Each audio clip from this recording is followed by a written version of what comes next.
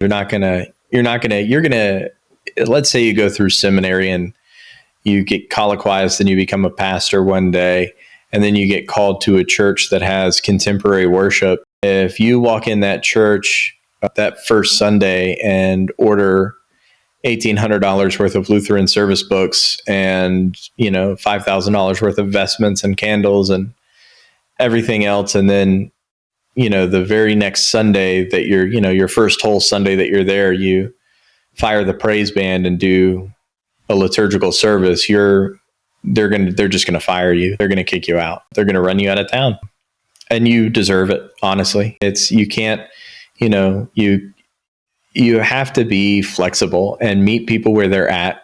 And you have to be willing to teach them and guide them into all truth, not force all truth upon them. So, you get a call to a church with contemporary worship, and you have to know going into it that you're going to spend the next decade of your life turning that ship around. And, it's doable. It takes time, and you have to be realistic about it. And at the end of the day, you do have to realize that the liturgy, by and large, is adiaphora. And that is, you can't go in and say, I'm the pastor, it's my way or the highway, and throw your weight around, because you're just not going to get anywhere.